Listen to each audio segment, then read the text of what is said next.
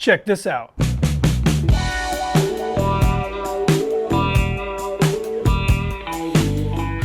That's 13 pounds of whole New York strip loin cooked on the pit barrel. Let's get going.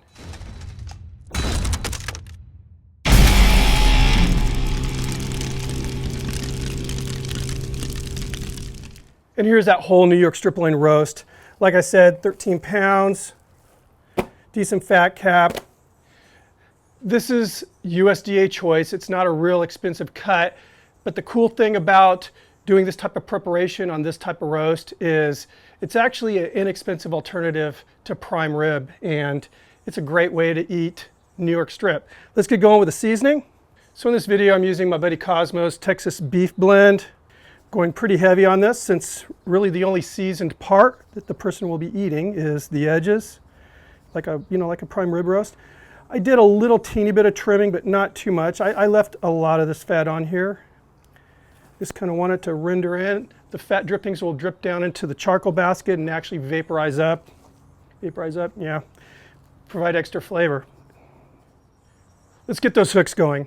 Now on a big cut like this or brisket, it's important that you use 2 hooks. I'm going to show you how to do this. It'll actually kind of distribute the weight amongst the 2 hooks, but linearly, not next to each other. You'll see what I'm talking about. So the first hook we're just going to stick in like you would a rack of ribs basically. And we'll flip it over. Now you see where that hook popped through.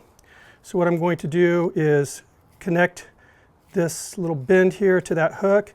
Apply some tension, just sort of bend it up just a bit, stick that in, poke it through the other side. And there you go. This ain't going anywhere. Let's go ahead and get it on the pit barrel.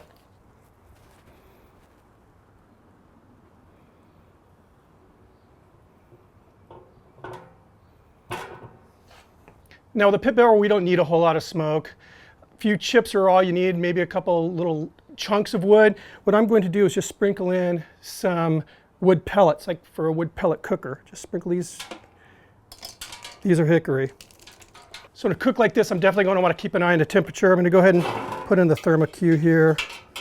And I like to run them through the vent holes here, then just stick the rebar back in. Get this nice thick piece of the meat here.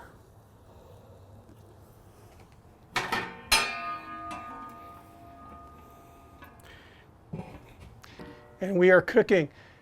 Cooking time, I can't tell you yet. I have done this particular cut a bunch of times on my other cookers. I've never done it on the pit barrel before, so I'll let you know. Going for medium rare, so I'm going to be pulling this when it hits about, well, just before 125 degrees Fahrenheit. I'll let some carry over, bring it up to about 130 before we slice it. Pit temperature, I'm going to be asked, I don't know.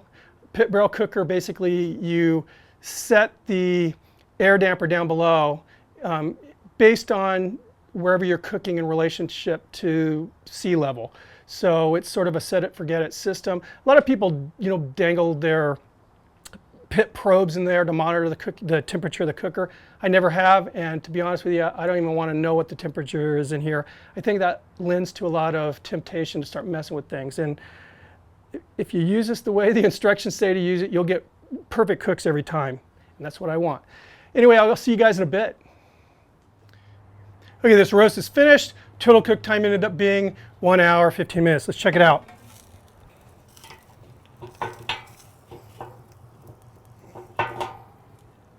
There you go.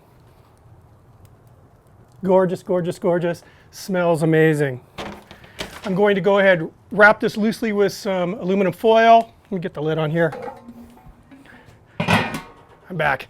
I'm going to go ahead and wrap this with foil, get it in the house, let it rest a good 15-20 minutes, then we'll slice it up, give it a try. See you in a bit. Meat's all rested, ready to cut. Let's give it a go.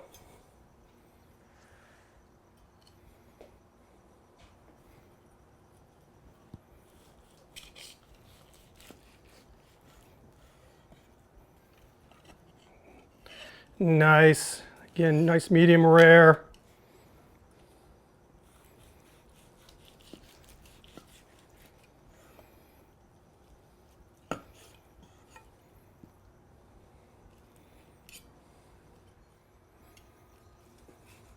It's really, really tender.